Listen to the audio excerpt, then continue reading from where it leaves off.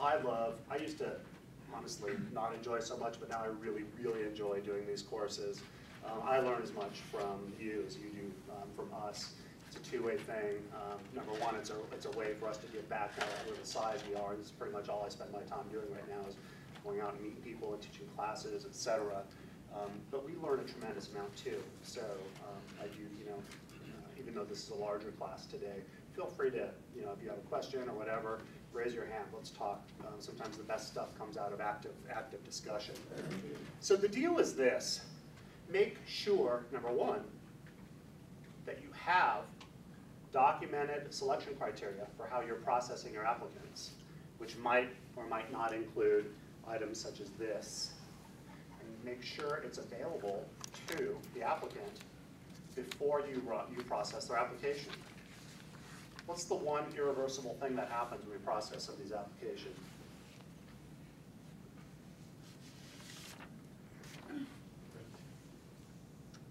Uh-oh. Inconsistency, probably. When we process some of these applications, we run credit. Impacts their FICO. Have you ever tried to unimpact somebody's FICO once you've impacted it? Basically impossible.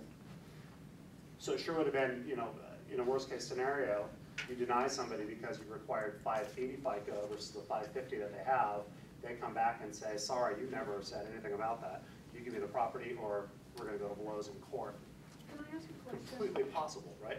When did they start? I used to be in leasing years ago, and I was wondering when they started with the credit checks.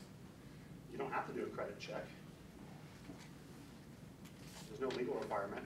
The requirement is this: whatever you do, make sure it's documented and you process it absolutely consistently. There's no legal requirement on what you do. If the application is processed and background check results in material issues that were not disclosed in the application, application fee is forfeited. You need to make sure that they know that if something comes up that they, oops, I was hoping that wouldn't come up, but gosh, it did. You're at least covering yourself in keeping the application fee, right? You don't have that in your application. There's nothing that says that they can't have it back. This one cost me probably about $500 and a lot of pain to get into our application. We have different things in our lease that we'll talk about, but in the application, it's very, very important to know not just, hey, are you a sex offender? But you have to peel the onion back about 3 layers to get to the point where you're legally protecting yourself.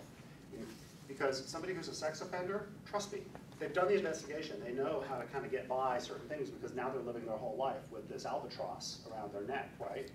And they know how to, what to look for in applications, what questions to answer, what questions to not answer. Have something like this in your application. I'd say like it. I don't care if you steal this, it doesn't matter. Our application's online, by the way, feel free. It will help ensure that if something does come up later on and they were indeed a sex offender of some sort, that at least you have this to fall back on.